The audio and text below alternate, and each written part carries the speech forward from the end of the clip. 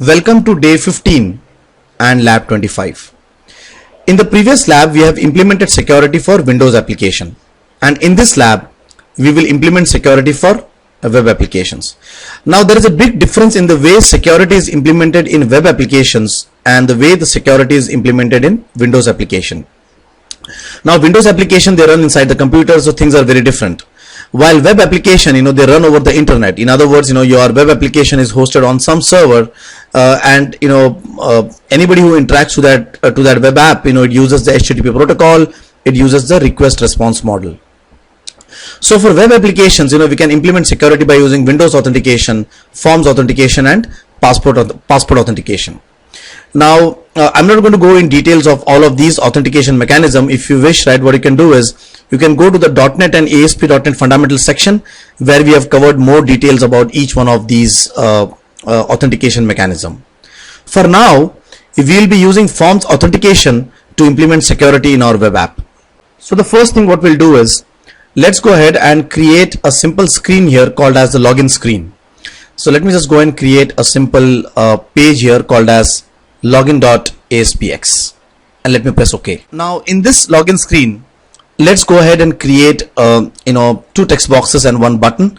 So one text box will take the username, the other text box will take the password, and we'll have one submit button which will help us to go and validate if this user is proper or not.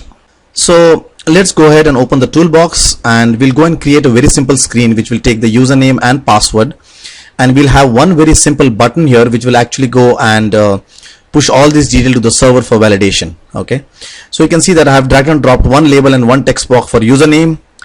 In the same way, I will drag and drop one label and one text box for password, as well as I will also need one button here.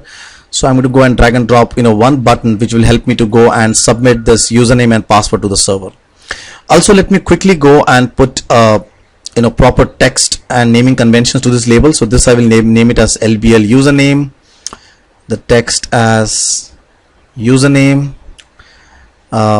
This text box will take the username, so I'm going to go and make this text box name as txt username.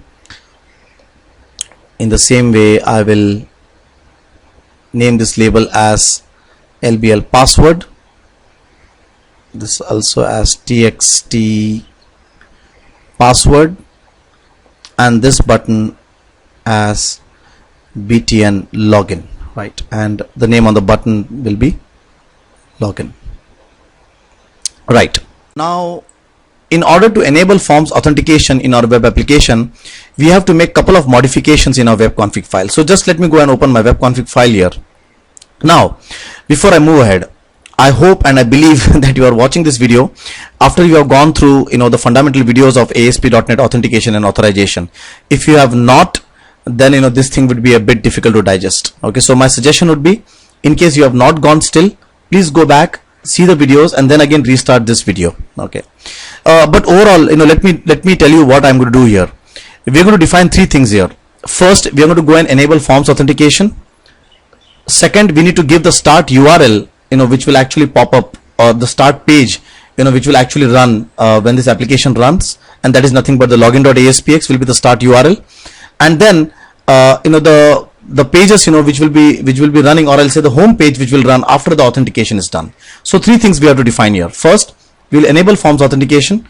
Second, we will give the start page, and third, we will give the page which will be seen once the authentication is done.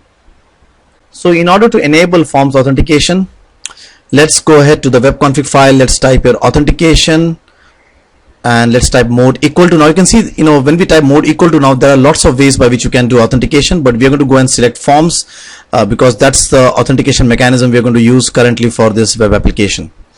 Right, now the next thing what we need to define here, now once that we have defined, okay, the authentication is going to be by using forms authentication mechanism, the next thing what we have to define is that, okay, what is going to be the start page which will run when the application runs, and second, once the validation is done, what is the home page which will run.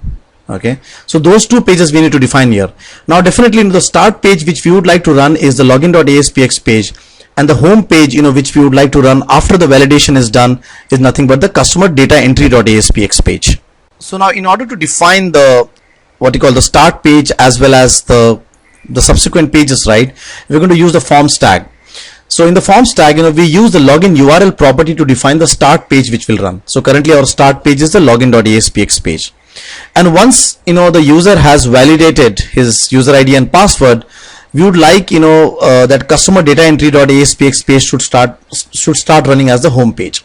So you can see that by using the forms tag there, what I've done is I've defined the start page as login.aspx, and once the login.aspx page is successfully validated, we want the customer data entry.aspx page to run after that. So by using the forms tag, we have defined what our start page will be and what our subsequent pages will be. Now, one very important point to note about web applications is that on internet, right, when your application is on internet, right, anybody can come to your website, right? For example, if you have google.com, anybody can type google.com, right? But because you are trying to implement security in your application, you want to deny all those users who are anonymous. So you can see that I have used the deny user tag, and I have said by defining the question mark that any kind of user who is anonymous will not be allowed to come to my site, right? So now that we have done all the changes, now it is time to go and open our login.aspx page, and let's start writing some behind code. Now the first step, what we need to do in our behind code is we have to import two namespaces. One namespace is nothing but our middle tier, because in our middle tier we have a user component which has a login logic, which will help us to go and validate if this user is proper or not. Second, because we are using forms authentication, we need to ensure that we also import system.web.security namespace so that we can implement forms authentication. So now the next thing is in the btn login click, let's go ahead and create an object of a user. And to this user object, we're going to go and pass two things. One is we're going to go and pass him the username, and the other thing which we are going to go and pass him is the password. Okay. So if you remember right, our username, for the username we have created one nice text box called as txt username. So whatever is typed in txt username will be set to the obj user.username property, and whatever is typed in the txt password will be set to the obj user.password property. And if you also remember that our user object or user class had a isValid function which will return true if the entered user is proper. Okay, so what we're going to do is we're going to say, okay, if obj user.isValid is true, then please go ahead and use the forms authentication class and redirect from the login page to the home page. Our home page currently is customer data entry.aspx, and to the redirect login page we need to go and pass him the username, and also if you want to go and persist the cookie or not.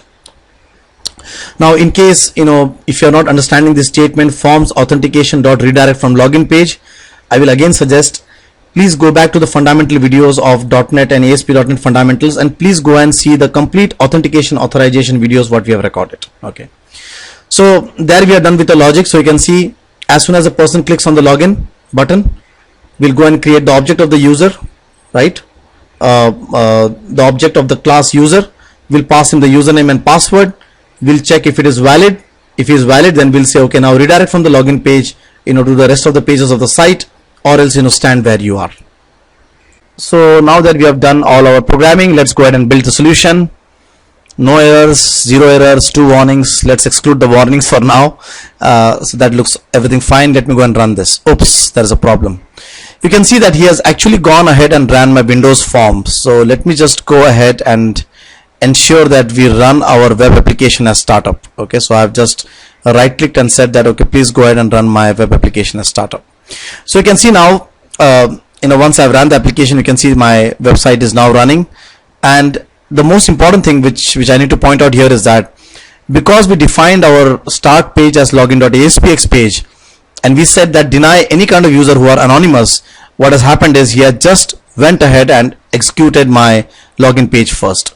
And he's saying that until you don't put the user ID and password properly over here, I will not let you go and navigate the rest of the pages, right? So that's the importance of the login URL which we had defined in our forms tag. Okay, so what I'll do is let me go ahead and put my username and password here. Now let me go and open my SQL server, because upfront I don't remember the username and password. So let me just go and open my SQL server from here. So there is my database, mycusdb. Let me go and open the table where all our users are stored. So we have one user Shiv and pass @123. So if I type here Shiv and pass @123, and if I click on login, you can see I have validated. But before I go ahead, there's one big problem here. The problem is this password. Just very quickly before I move ahead with other things. Now this pass @123 should not be visible like this on the screen, right? It should be masked. In other words, there should be some kind of a star or a dot, rather than seeing the data directly. So let's first go and try to fix this thing, because I think this thing is very important here. When anybody goes and types something on the password, the password should not be visible on the computer. It should be either masked with a star or a dot. So how do we do that? So let's again go back to our Visual Studio. So in order to make your text box as a password text box, go and select your text box that is a password text box, and you can see in your text mode there is a value called as password here. So you need to go and define the text mode as password. So I'm going to go and select this as password. Now let me go and run my application again to see that if my password is visible or not. So I'll go and type Shiv in this username. Now when I type something in the password, you can see that it is now masked with dots. So in that way, anybody who is probably sitting behind your screen does not see the password, right? So by using the text mode, we can make our normal text box as a password enabled text box. So now so what we'll do is first let's go ahead and put some invalid user. So when I click on invalid user, you can see the screen stands where it is. And if I go and put some valid user, for example Shiv and pass @123, and if I click on login, you will see that he is allowing me to enter the screen, or he's allowing me to enter the site. So in this video, we saw that how we can go and enable forms authentication on our web application. So it was a 3-step process. The first step, what we did is we went ahead and we created a simple login screen. Then we went into the web config file and we enabled forms authentication by using mode equal to forms. We also defined our start page as well as our subsequent pages. We said that deny all the users who are anonymous, and then in the login click, right, in the behind code click, we ensure that we check the user from the database, and we call the forms.redirect login page function. Okay. So by using these 4 or 5 steps, we were easily able to enable forms authentication on our web application.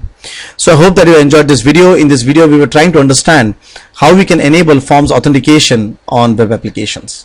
Thank you so much.